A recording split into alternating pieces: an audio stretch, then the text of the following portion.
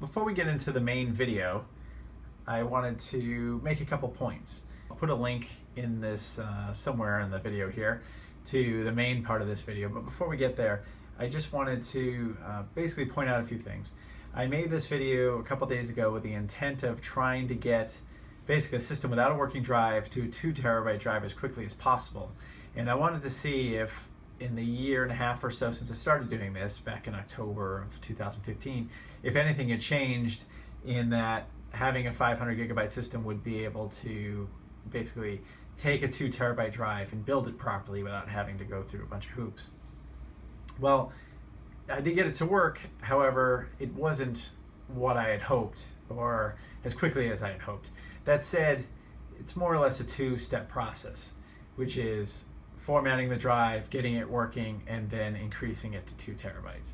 The process I used, or the method I used in this video that you're going to see, worked in this case, but about 2 days later I did the exact same process on another system without a working drive, and it didn't work. I'll point that out in the video, I'll annotate it in the video as you're watching it, what to do differently to make it more universal. But that said, I thought I'd take this opportunity in the beginning of this video to sort of explain a couple issues that I've been seeing comments basically over and over again since I've been on my channel about problems people are having. And basically I'd like to just address some solutions to those problems and just point out that any of my videos, what I do in those videos to get things working, the mileage may vary. So although it worked for me in this video here, your system might be slightly different. It might be a different dashboard. It might be a newer dashboard that you're trying to install. It might be an older dashboard the system already has. And so as you're doing things, the result might be different, or the process might be different for you. So that said, this video is going to cover any system without a working hard drive and getting it to a working 500 gigabyte drive, 1 terabyte drive, or 2 terabyte drive. If you're only looking to get a 500 gigabyte drive, then this video will already work for you about halfway through. But if you're going for a drive event larger than a 500 gigabyte drive, you'll have to follow the video all the way through. Also, I wanted to point out that whether you have an HDD drive, a standard spindle drive, or you have a solid state hybrid drive, or you have a solid state drive, so SSD versus SSHD, which is the hybrid drive, this video will apply. Basically all those drives are SATA interface drives, and they all work fine in the Xbox One as long as they're 2.5-inch drives. And this video will apply to any of those. But in this video particularly, I'm using a 2 terabyte spindle drive. Another question I get a lot is, does this process still work as of such and such day, depending on when they're asking? Well, the short answer to that will always be yes, this process will always work. It won't stop working. And the reason I can say that is I'm not doing anything and you're not doing anything that Microsoft didn't intend you to do. Basically, when you have an empty drive or you have a bad drive you're trying to replace, or you're just trying to go to a larger drive, the main part of this is that I tell you to go and download the OSU1 files from Microsoft, which are files that they give you to repair your drive. So unless Microsoft decides they don't want you having those files and they don't want you repairing your drive or rebuilding your drive or basically fixing your Xbox One anymore, this process will always work. And it even goes for increasing the drive sizes. So you're taking a standard 500 gigabyte drive, you're either cloning it or you're building a 500 gigabyte partition layout on a 2 terabyte drive, and then you're increasing it with gparted. Well, once your Xbox One is initialized, meaning you get through the whole setup process and you sign into your console for the first time, after that point, the Xbox One doesn't care about your partition sizes. So when you use gparted to increase the 2 terabyte drive, or increase your partition sizes to be 2 terabytes, the Xbox One doesn't check drive sizes. It just checks GUIDs. So unless that changes and in the future Microsoft decides to make sure that all the partition sizes are what it expects, this will always work. Okay. Now, one of the other things I also get asked a lot, or it comes up a lot, is percentage fails. So you're building the new drive, you're doing an offline update, or the drive is booting for the first time and you see this percentage counting up as it's applying the update or it's copying the update, whatever it's doing. but it'll get to a certain extent. You know, maybe it's 65%, maybe it's 85%, maybe it's 20%. It doesn't really matter, but at some point it stops and throws out an error. It could be E102, E106, E200, E203. It doesn't matter. For the most part, all those errors are referring to something to do with the update. Whether usually the 200s means there's a problem with the partition itself. Maybe it's missing files. When I say partition, I mean the system update partition. It just can't find the update files. And that could be because the partition's missing, corrupt, or doesn't have the correct files.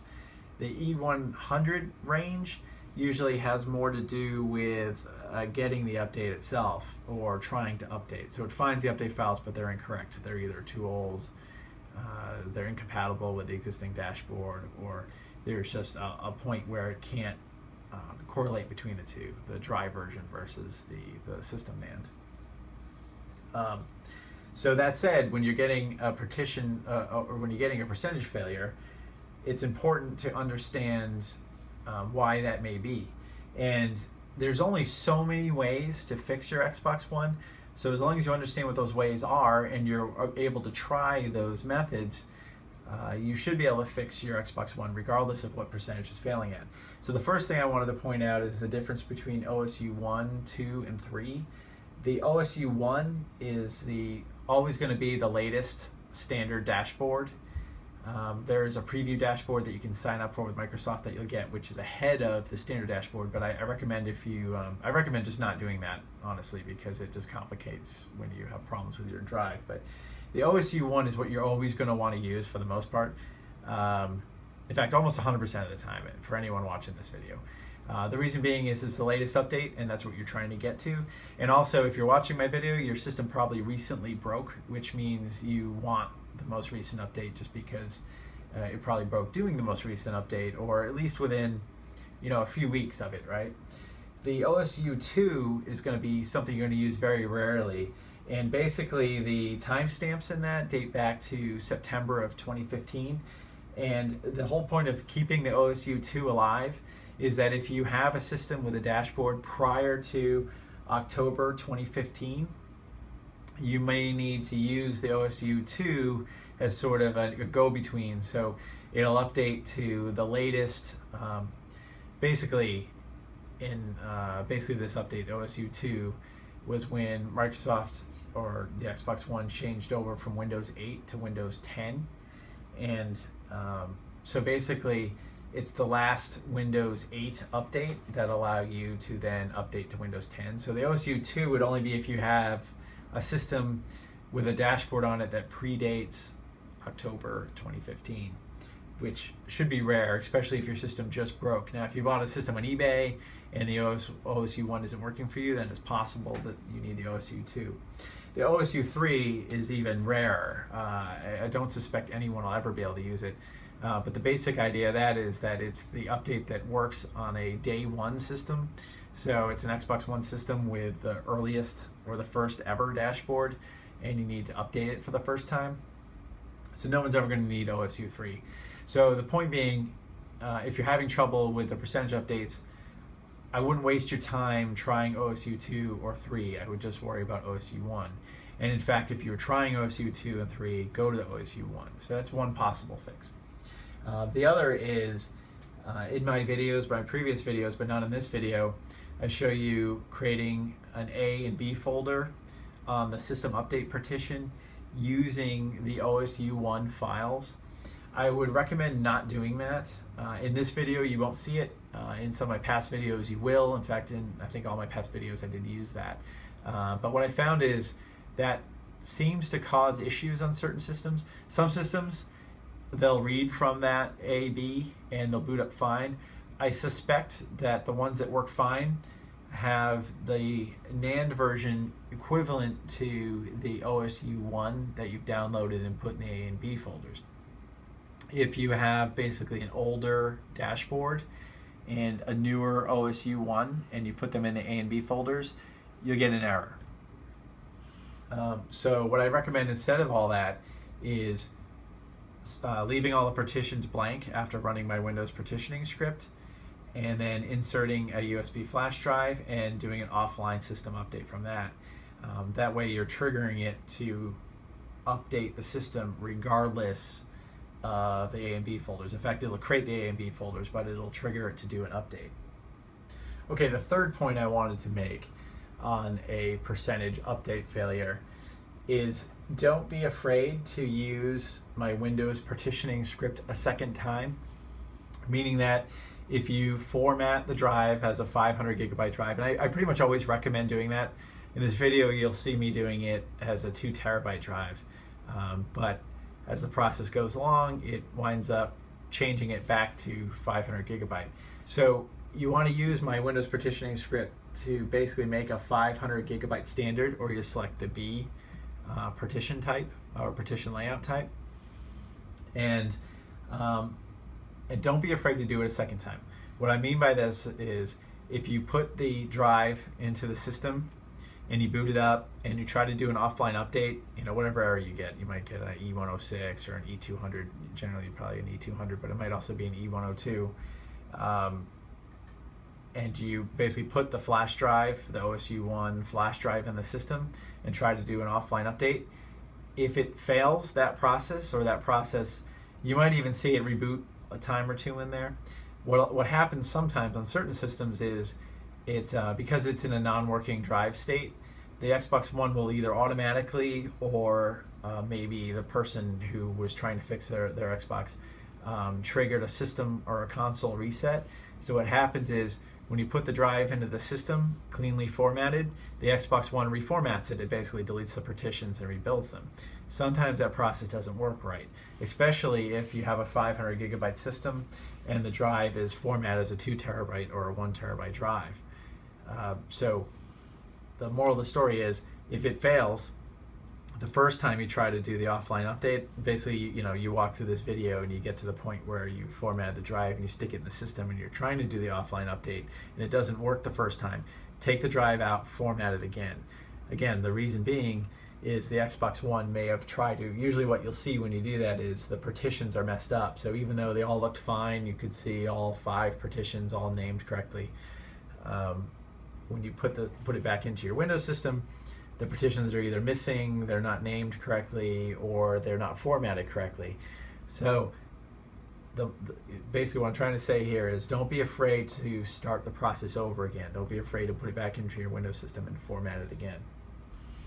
I point that out because when I filmed this video, it all went through smoothly the first time, but when I did this same exact process 2 days later, I couldn't run the offline update tool. I think I kept getting it was E102.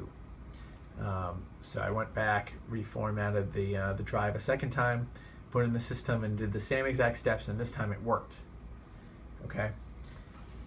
So the last thing I wanted to mention is on the Windows partitioning scripts, there's a partition layout that you can select from. There's auto size, there's 500 gigabyte standard large, 1 terabyte standard large, and 2 terabyte standard large. And I occasionally get questions about which one they should choose and why. And I usually always answer the same thing. I always tell them to use B, a 500 gigabyte standard, because basically most systems are 500 gigabyte. But also from what I've seen is, even if you buy a 1 terabyte and 2 terabyte system, if you do a console reset, it'll actually reset it back to 500 gigabytes. Now, I can't say this is 100% true. I can only say that on a couple systems I've worked on that were supposed to be 1 terabyte systems, this is what happened. And from what I can tell, formatting it as a 500 gigabyte partition layout is usually the safest thing to do, regardless of what that system may have been in the past.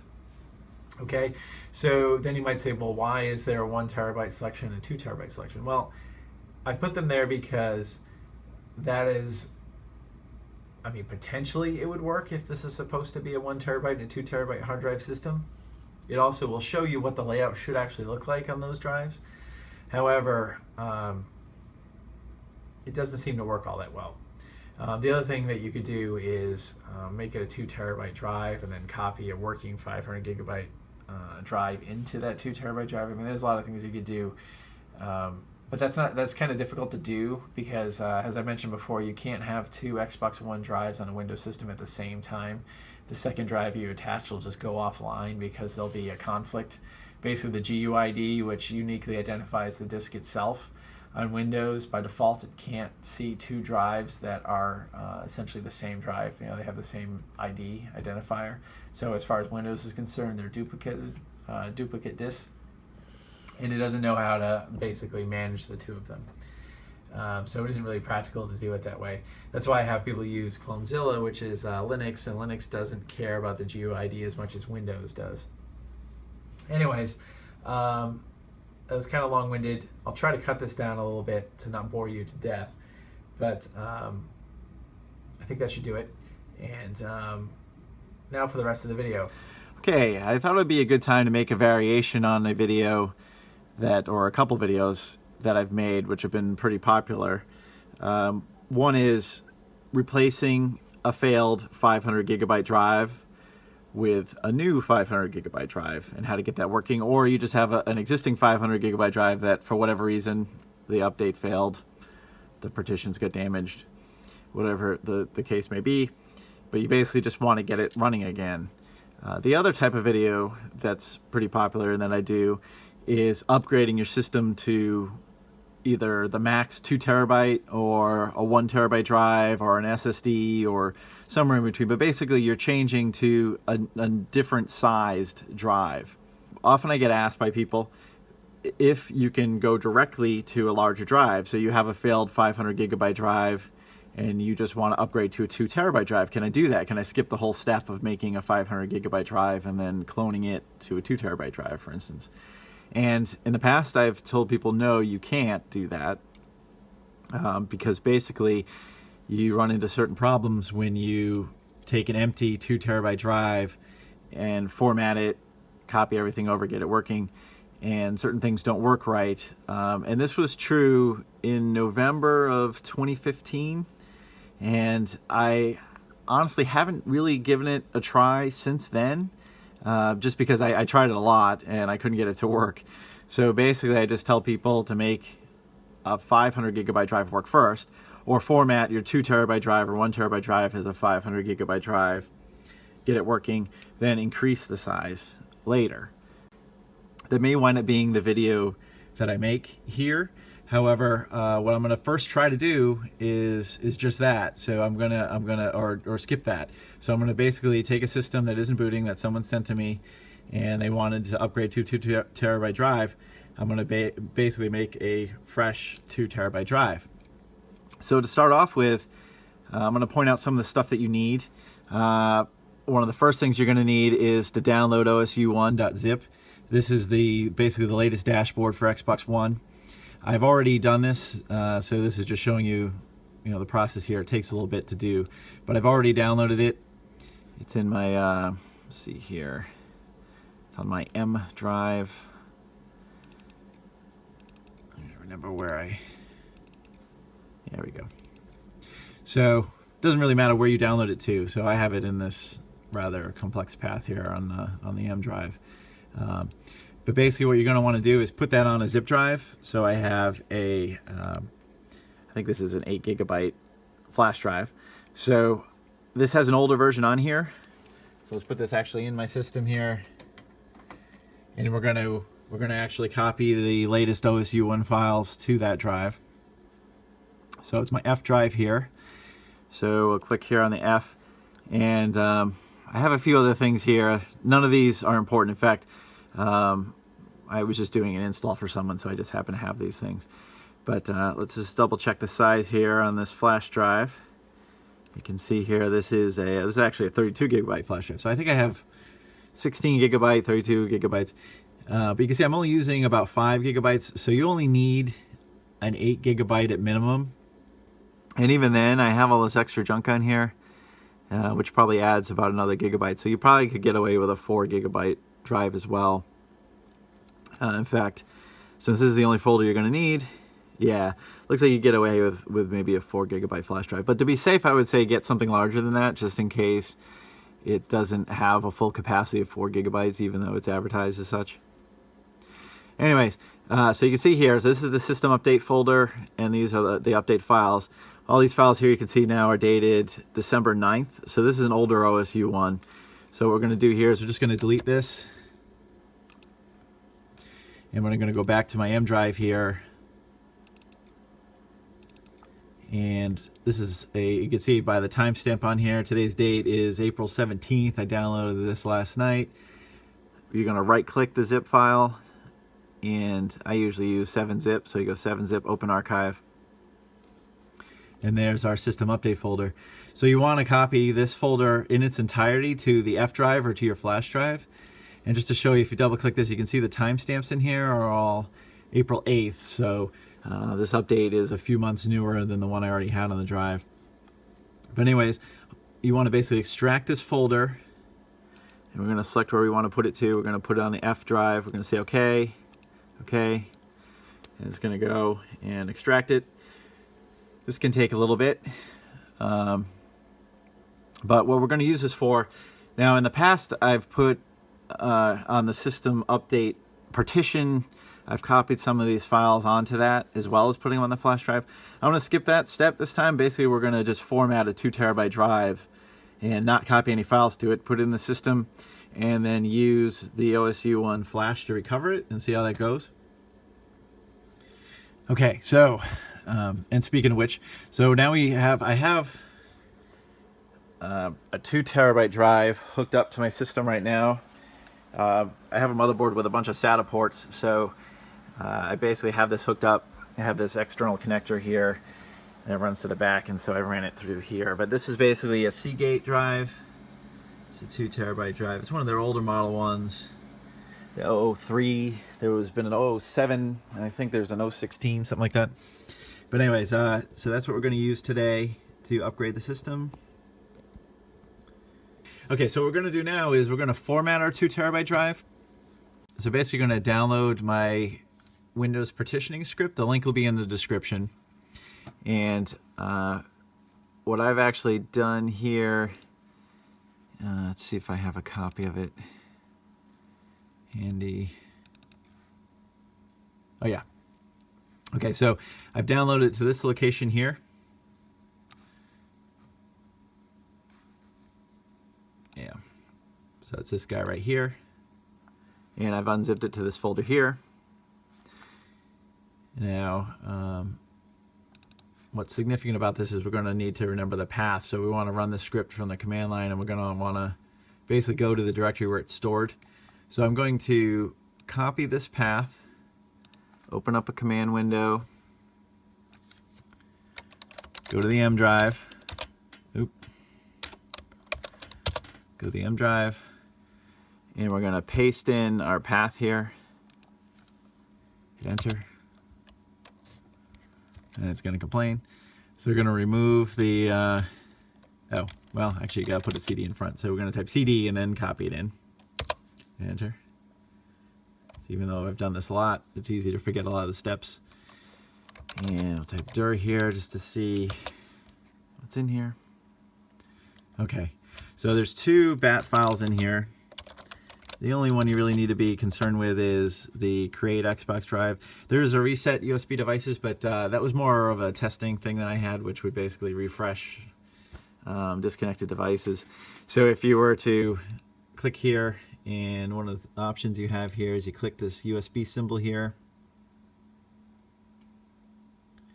and you wait. And you can actually eject the drive. So if you've ejected the drive and you want to reconnect it, you can actually just run this script and not have to physically reconnect and disconnect your drive. Disconnect and reconnect your drive, rather.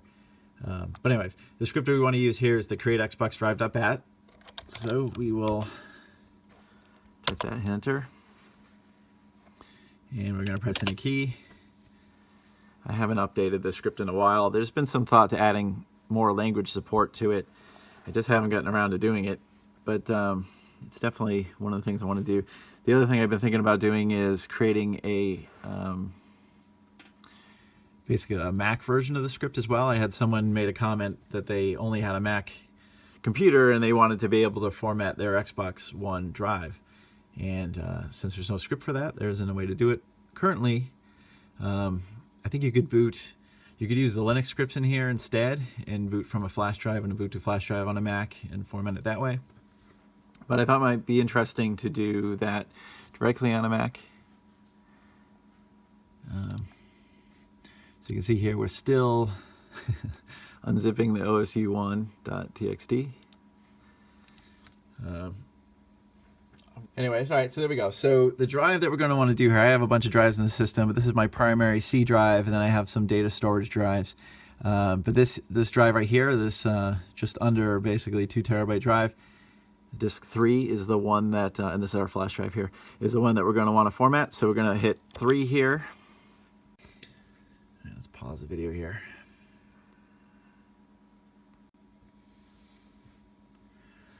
Okay, it took a bit for the copy to finish. The copy to the USB drive slowed down this process a bit, so I paused the video for a little bit until it finished. So at this point, we do have all of our files on our F drive here. So that's ready to go.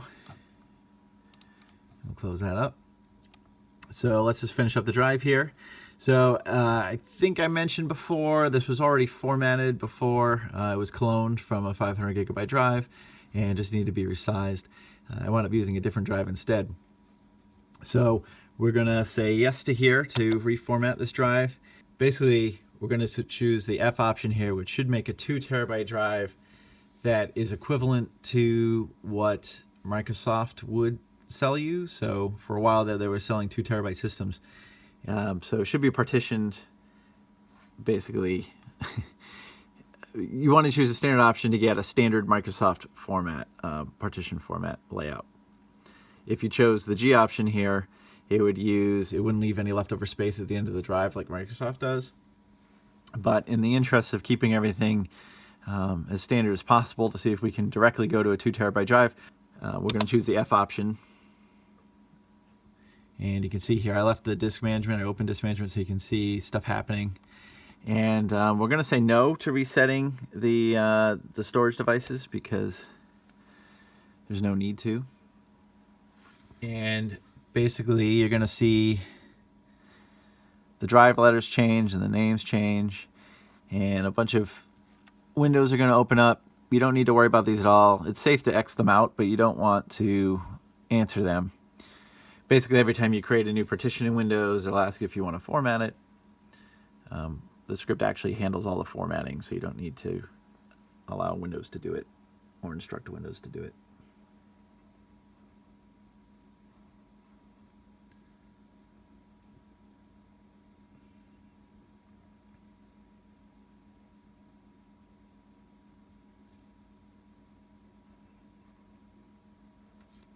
Windows, safe to X these out.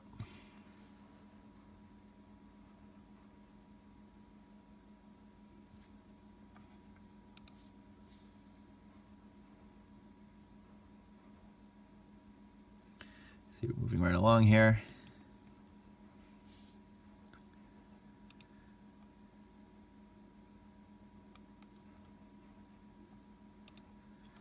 Yeah, that should, I think, be the last window.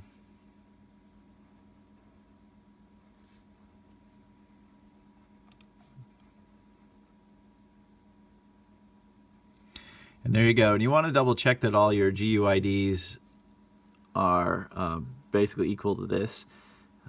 It's critical that they are. The Xbox One looks for these partitions, and it seems to look for them based upon the GUID, or it verifies that the GUID matches these values. In fact, it seems that this is even more important than the size itself, because we've increased the user content partition size. And it's important to keep these others about the same, if not the same, and the idea is to keep them the same, of course. But as long as they're the same size or larger, they should be okay, because you just don't want them to fill up at some point. But Microsoft is aware of the size of those partitions, so they should be sure to not fill up. Anyway, so there we go. So that is formatted. You can see our user content is pretty large here, much larger than the 365. I think what that starts out of. Yeah, 365 is what a 500 gigabyte drive would have. So you can see you're getting quite an increase here. And if we look here at disk management, everything looks okay. All right, so that's it. So it says they're all healthy and TFS. One other thing I wanted to point out, and this should probably be a video of its own, but there's a program called CTools. It's called CTools for Windows.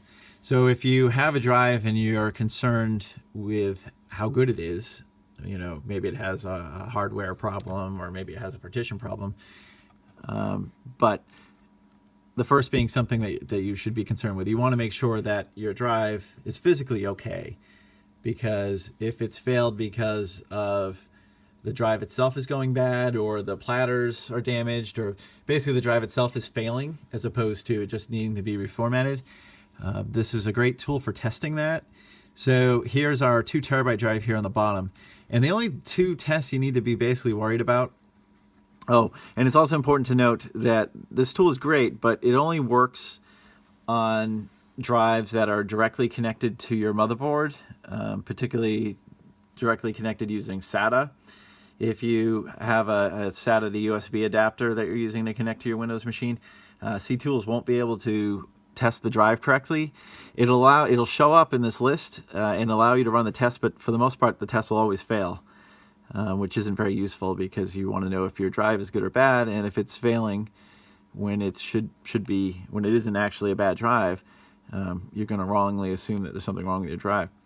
But anyway, so we're going to basically highlight the drive that we want to test, and the 2 to be most concerned with is this smart check, and basically there is a portion of the drive that whenever an error happens or something, there's a problem with the drive, it'll report it to the smart data section of the drive.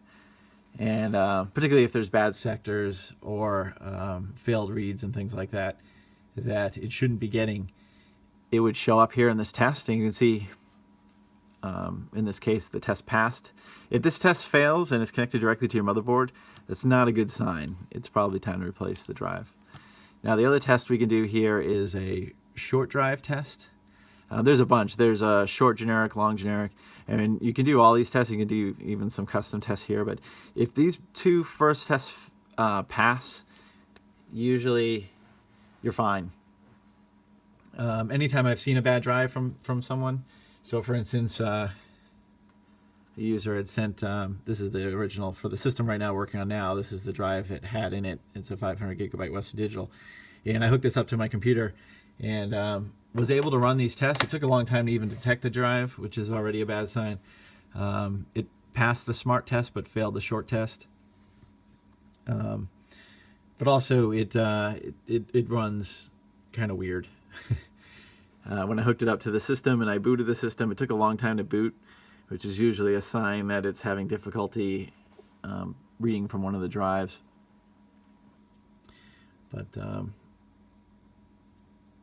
But yeah, so I recommend for people, if you're unsure if your drive is good or bad, or just needs to be repartitioned, this is a good way to test it. So you can see the short test passed there. Okay, so we'll close this out. We'll close this out. Press any key here. So basically, at this point, in fact, let me open this too. Basically, you can see here's our temp content, our user content, system support, system update. Everything's empty, but they're all there. Okay, so we're going to go down here, and we are going to safely remove the drive. Click here. Also mix out these. And it looks like it's probably going to give me a hard time. This happens a lot when you've been accessing the drive that says problem ejecting. The quickest way around this, I mean, you could just pull the drive, you'd probably be fine. But if you're concerned with causing problems with the drive, you load up disk management, and you come down on the drive here, you right click it, and you force it to offline.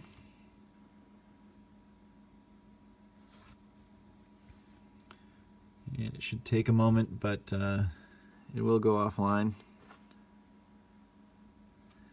There we go. And we come back over here again. Click the USB.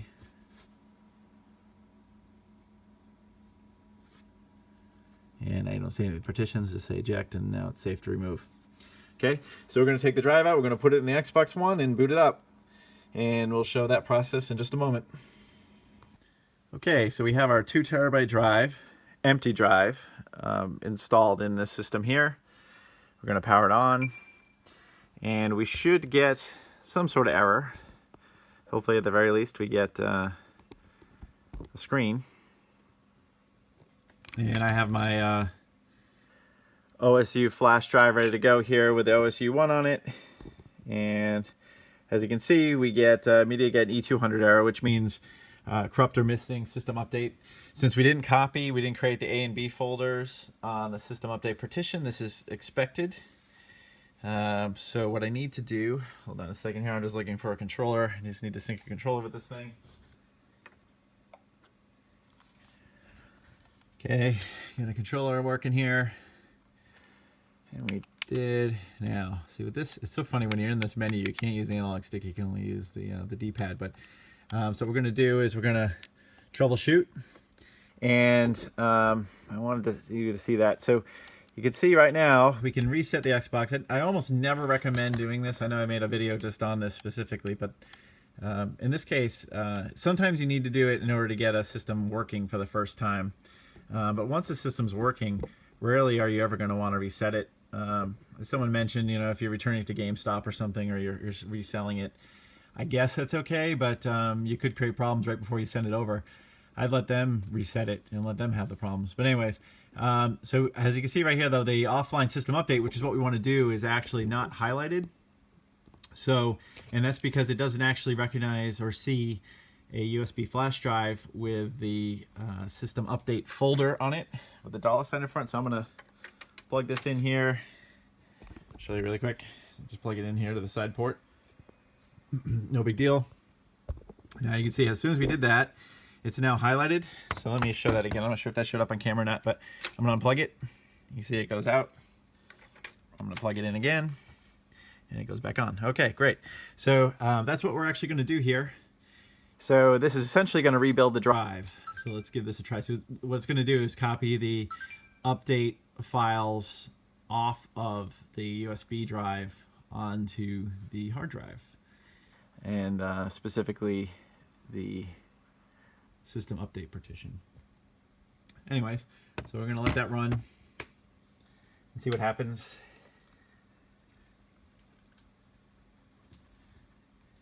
I'll keep the camera rolling, but I might fast forward because it does take a while. But if we get hung up or we see any errors, I'll let you know.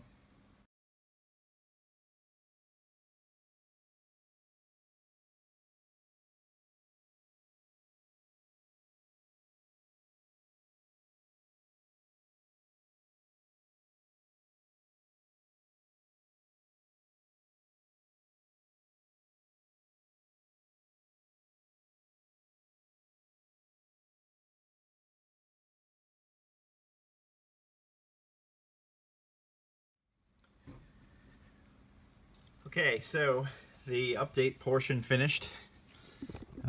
Seems it's still going here, but the update portion finished. So we will set this up and see kind of what happens. I kind of suspect that we'll still have the same issues with going directly to 2 terabyte drive, but they have made a lot of changes, and like I said, I think it was November 2015, so if my math serves me correctly, it usually doesn't. That's about a year and a half worth of time and updates, so maybe something's changed in that amount of time. This is the new, I forget what it's called, Creators Update, Windows 10 Creators Update that they put on the Xbox One.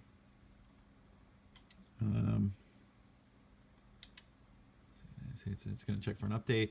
I'm hoping that that was the latest update that I just downloaded, the OSU 1 that I updated yesterday, because if it updates again, that means that it's going past the OSU 1, which would be bad for if this doesn't work and then I need to rebuild the system. In which case, I might not let it update, at least not until I've booted the system for the first time, but we'll see. I don't think... I might not have a choice. Anyways, we'll see what happens. Well, these angles are pretty terrible here. Okay, there we go. All right, so I didn't need an update, which is great. That means OSU 1 is the latest.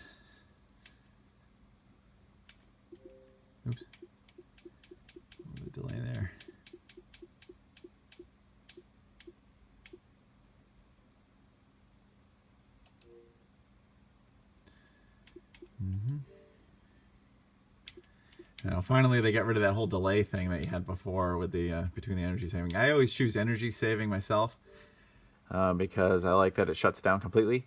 And actually, this is a good chance to talk about this. So even though you put on energy saving, if you leave these two things checked, and there's nothing wrong with keeping your stuff up to date, but what it says above that is Xbox can automatically keep your console and games and apps current.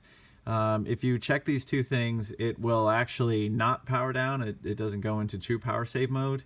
Now, I think what that means is when you shut down the system, if it's doing an update or it's downloading a game, it'll continue downloading the game and not actually shut off, which I find kind of annoying. I want it to just, when it's off, not do anything. When it's on, do stuff.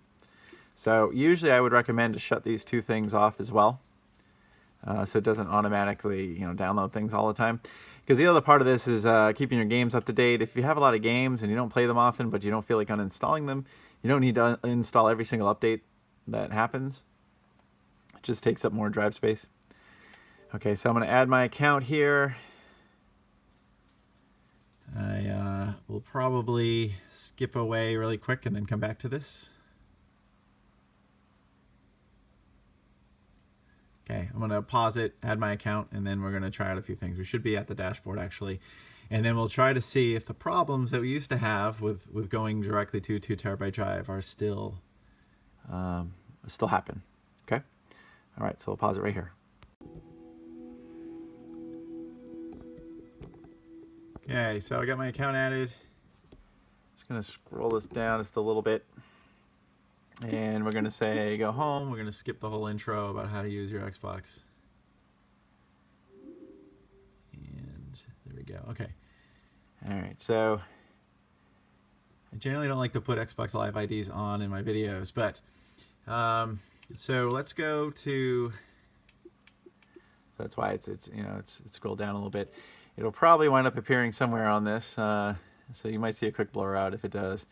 All right. So we're going to check the system, and we're going to go to storage first, so you can see the storage there. And so there you go. So it actually shrunk the drive down. So I formatted it as a 2 terabyte drive, and but didn't put any data on there. Booted from the USB, and it basically, somewhere along the way, it shrunk the user partition down, which is really interesting. But that also means I'm not going to have any trouble here. So it looks like we're going to have to do the extra step where we increase the partition size, or the user partition size. Now, as I was saying before, when you directly go to a 2 terabyte, sometimes you have trouble opening network settings. We shouldn't in this case because we have a right size drive. Okay. That's pretty amazing. All right, let me just reiterate that again. So, this system had a bad 500 gigabyte drive. So basically, throw that away, right? And so I took a brand new 2 terabyte drive, formatted it as a 2 terabyte drive, standard drive. In fact, I showed the video of what that looked like after it was done. Didn't put any files on it. Brought it over to the Xbox One.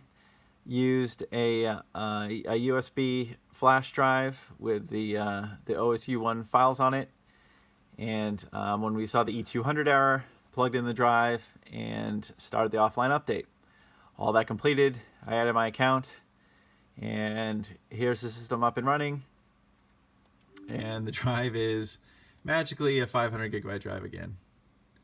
I like this new dashboard, by the way. Oh, here's the other thing too. Let me just put the I'll bring the console info up. I just wanted to get the I might blur out most of that, but I want to get the OS version there. It's 10.0.15063.2019.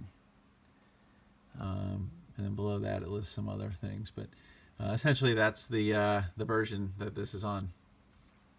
Okay, so what we're going to do now to finish this up, because it is working, and it didn't seem to matter at all how we formatted the darn thing, but what we're going to do is we're going to boot up a copy of, I used to use Ubuntu for parted. I'm going to show you a slightly different method I use now, which is a bit faster. Yeah, and then we're going to just increase user content to 2 terabyte. Okay, so we're going to go back over to the PC. Okay, we're back over to the PC, and what we're going to do, I have the 2 terabyte drive here. We're going to hook this up to my computer here, and we're going to boot from what's called the G-parted live CD. And this is something I do now instead of what I used to do. What I used to do is use an Ubuntu flash drive. Basically, put the Ubuntu live CD on here and then boot up and then run Gparted. And that was fine, but it's rather a big install, as I'll show you here, compared to what this is. So what basically this is a live CD strictly, this is very similar actually to the Clonezilla live CD that I use. And it's much smaller to download, and it's much easier to copy to the flash drive as a result. You can do the process a lot quicker. So it's gparted.org, and there's a download.php. I'll put the link in the description. And I usually just download the latest stable releases. No reason to really mess with testing releases. And what we want is the second one here, the AMD 64. We want the 64-bit one just because it deals with larger drives better. And we want the ISO, not the zip. And I'll show you why in a minute. And it's going to take a few seconds to download.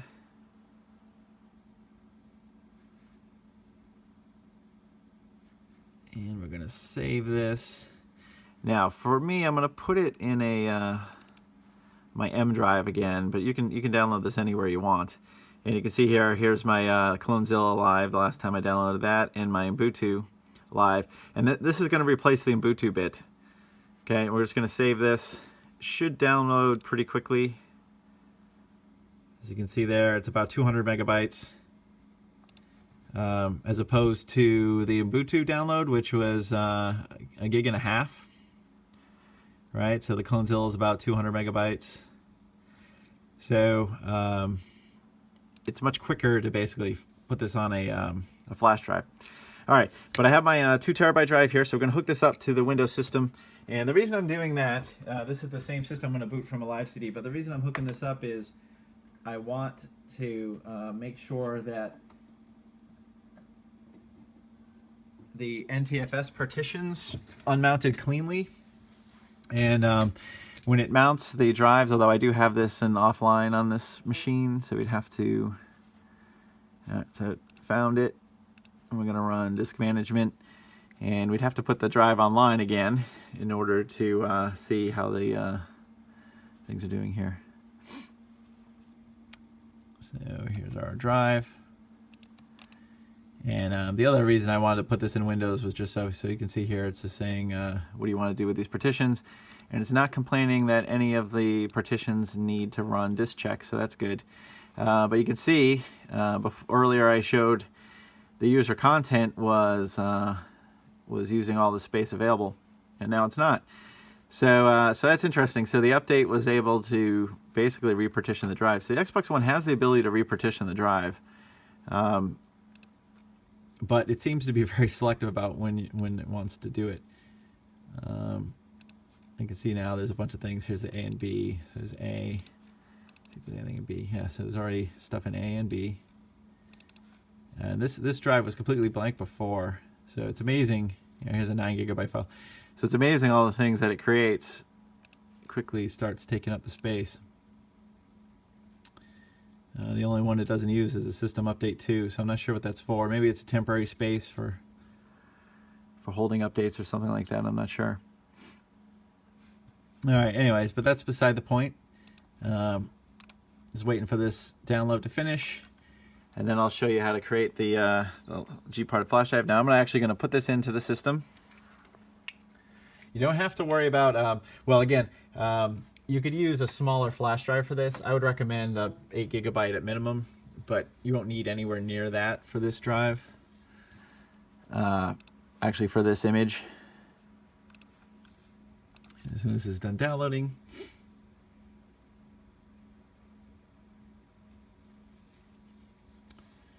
can move on. All right, so this is downloaded. Come back to our M drive here, which is here.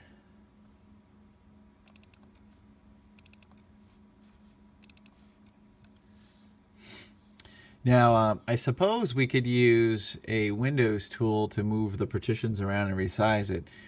There's no reason not to do it. Most of those partition editors do cost something. I know there's an ESUS partition management tool you can get for free. But Gparted is definitely free, and you can use it in any kind of hardware. You should even be able to use it on a Mac. You're just booting just from the flash drive. So here's our Gparted download. You can see it's a bit bigger than the Clonezilla Live, but should serve the same purpose. Yeah, but it's much smaller than the Ubuntu download. Okay, so how do we get this on our flash drive? Well, I pointed out before, I like to use this Linux Live USB creator. It seems to be the most straightforward thing to use. And the smaller the image, the faster it works. So we're going to look in our start menu. Here's Live USB Creator. I'll load that up. I've used this several times in my videos. First we're going to select the USB key. We're going to do the F drive here. You can see it's FAT32. I'm going to select the ISO image. Again, we're going to go back to the M drive here. And we want our Gparted Live that we just downloaded. You can see they all end in AMD 64. And it's going to take a second. And it's probably going to complain that it doesn't know of what this is. It gets updated quite often. So it says that it'll try to use the same parameters as something else. Apparently, it is aware of Gparted Live, just an older version. Now, I usually just click everything here. I'll say format and everything, start new. And it's going to format as FAT32. It's going to hide stuff, all the files that Windows can't use anyways. And there's also a bit of launching it from within Windows here. I've never done that, but maybe that's something you can do as well. Anyways, we're just going to click this arrow here. It's going to tell you sure you want to do this. Say OK. And this little guy, this box here at the bottom will let you know what the current process is and how long it's going to take.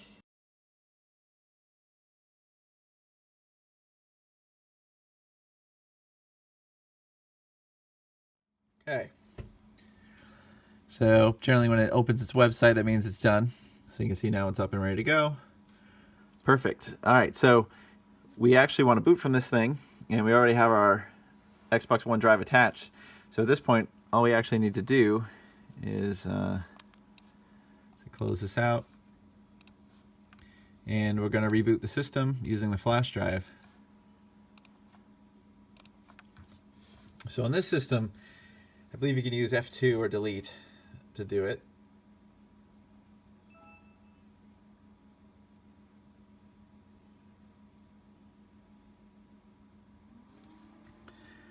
Okay, so we're going to start hitting the delete key here on the keyboard.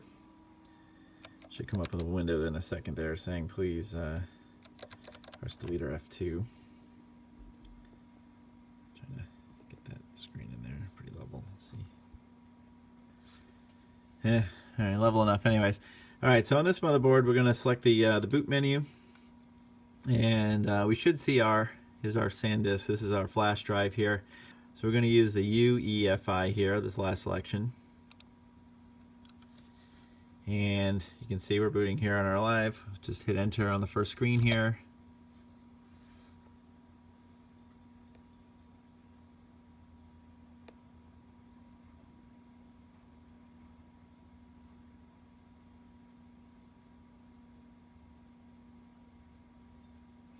Bunch of messages will go by. Don't worry too much about what those errors are saying.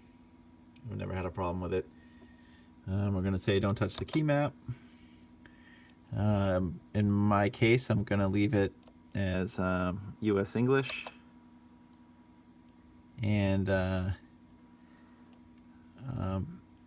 just going to do the first selection there, which is just Startup X. Depending on your video card and stuff, you could have some issues running this. But I haven't had a computer yet where I had I had a couple of newer computers where I was trying to do some partition stuff, and I was having some difficulty seeing drives. But that's why it's important to just always download the latest version of this tool. Okay, so we're going to want to find our drive here, so we're going to click here, and we're looking for our 2 terabyte drive, which is right here, the SDD. And there's all of our matching partitions. So we're going to try to take advantage of all this space here. So we're going to right click the last one here. So basically to do this, we got to move these 3 partitions all the way to the end and then resize this partition. So we're going to do 8 steps here. So generally I find the simplest way to do this is to right click. You might be able to pull and drag, but I like to doing the right click, resize, and what we're going to do here is change the free space following to 0, and then click the upper box here, and you can see it moved all the way to the end. Now you can note the new size. This should be the same. Sometimes a couple of people have mentioned, and I've had this happen too, where you say resize and then it'll say that it's going to move and shrink. So it warns you about moving partitions. In this case it was fine. It's going to move it all the way to the right. Sometimes I do have a problem with that. If you do, you can actually go back here and click the resize move, and you'll see the parameters here again. You can just increase this by a single megabyte and then it won't do the resize. So I'll say cancel in this case. And we're going to go here to the next one, right click, resize move. Again, just put a 0 and click the top. With any process, I'm sure there's many ways to do it.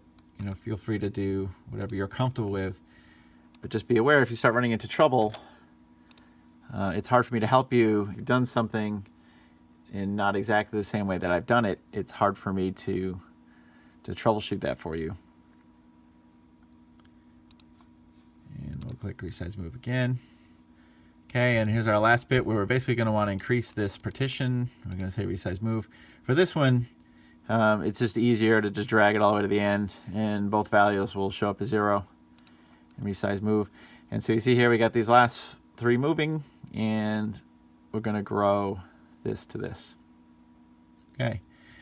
So and that's exactly what it should look like. You just want to see moves and grow. You don't want to see any, you don't want to be changing the size of any of these guys. And this is the only one you want to change. Okay, so I'm going to click apply here. And you sure you want to apply these operations? Yes. And this can take a while, so I'll let this run on this process.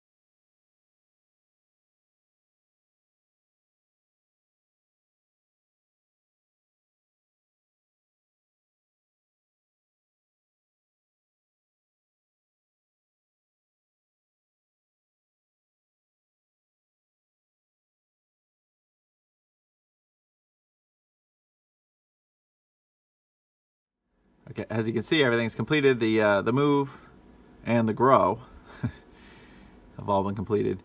The whole process took a little bit under, looks like 40 minutes, I'd say, just below 40 minutes, 35 minutes.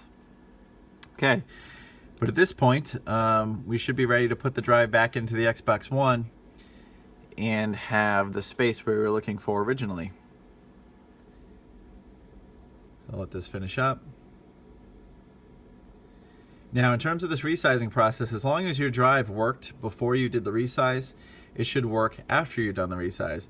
If it doesn't work when we plug this drive back in, then we did something wrong and would have to start the whole process over again. So hopefully that wouldn't be the case, but here, so we're going to close this out. So we're going to hit Gparted quit, and then we're going to hit this power button here.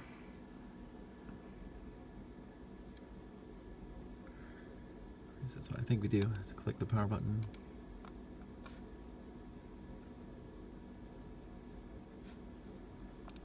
Double click it. Oh, okay, there we go. It's a little delayed, but there we go. So we're just going to do a shutdown. And then when it's fully shut down, we'll disconnect the drive and put it back into our Xbox One. Okay, I'll see you back at the Xbox One. Okay, just to show you here, we have the Xbox, the 2 terabyte drive hooked up, and we're just gonna close this case up. Typically, what I do is I leave the, see, that's the best way to see it. I leave the network cable connected there, as you can see, and I just disconnect those 2 front ports, as I mentioned earlier. That way, I can take the drive out at will, especially when I'm doing something like this where I'm testing a bunch of different configurations. We plug that in, I kept the faceplate connected here. I usually just leave the bottom of the case, and then we put the front panel on. And then when you put the front panel on, sorry to do one-handed, with the bottom case, you can actually just do that. You can put the front panel on so it stays in place while you're doing the testing. And you want to unplug it because whenever you're mucking with this thing, you'll accidentally hit the power on. It's almost a guaranteed thing to happen. So we'll plug this in.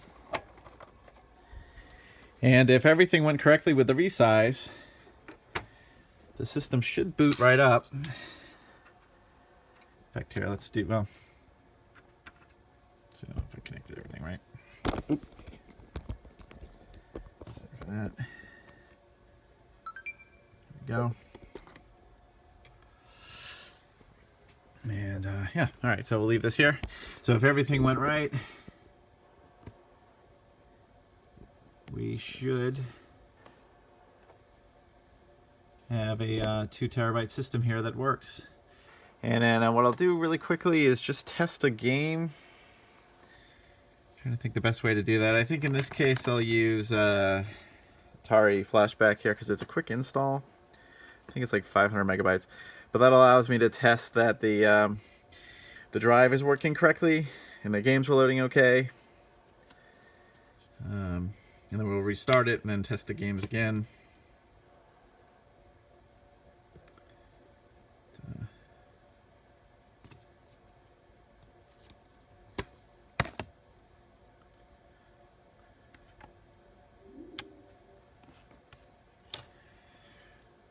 Okay, so you can see here we're logged in. We're just going to go down to our settings here. Just down here at the bottom. All settings. And we're going to look at system, and first we'll look at the storage. And you can see, there we go, we got the 1.7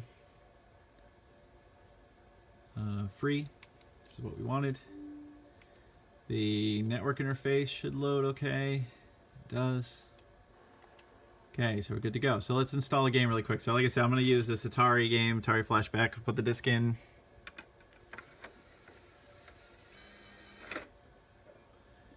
And we can just ensure that the disc works. The disk drive works, rather. There you go, seeing it. So we're doing the install. Let's go over to the queue here.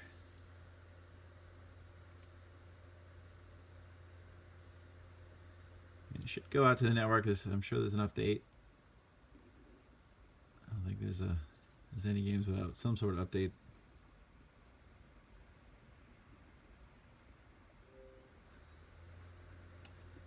Update now, 23 megabytes, no big deal.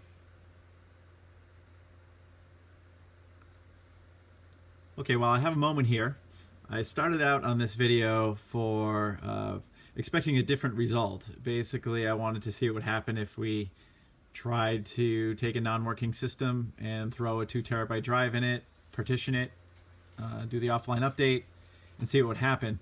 I expected that we'd have a 2 terabyte drive, but it didn't work correctly. Instead, we wound up with a 500 gigabyte drive, which did work correctly. Which is actually fine. It skips the steps of Well, it doesn't actually skip any steps, right? Because we could have just done that from the beginning. We could have formatted it as a 500 gigabyte drive from the beginning and did an offline update and got it working.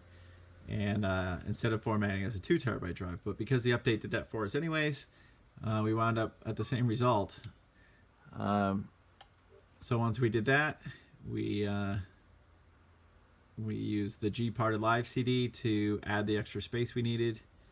And that's where we're at here. So I made this video because it saves you some steps. I had a video for creating a working 500 gigabyte drive, and then I did a video for taking a working 500 gigabyte drive and making a 2 terabyte drive. So this combines basically those two concepts. And as you can see, this game booted up. I don't really want to play anything here, although definitely into these playing these old school games. Let's see. See, it's working. Now, the main thing here will be to see if we reboot the system, it still works, just to test that is the case here. Sorry, this new interface takes a bit of getting used to. Okay, so we're going to shut the system down.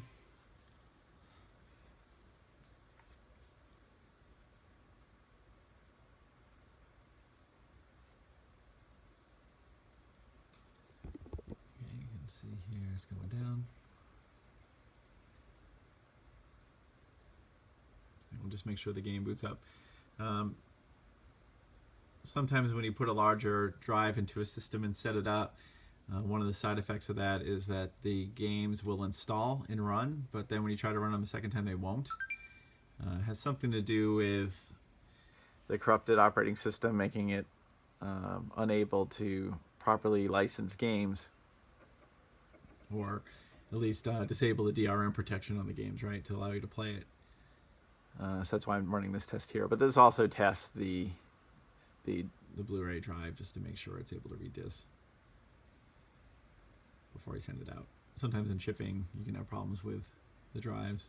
I've only had that happen on one occasion, and even then I'm not sure if the person who sent it actually had the drive working in the first place, or if the drive was working correctly when it was before it was sent.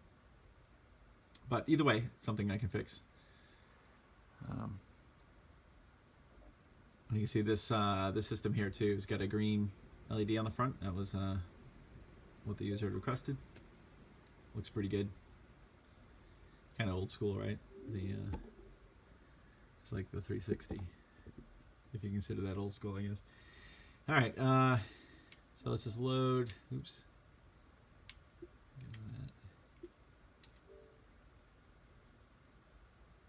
Okay, you can see the game still loads.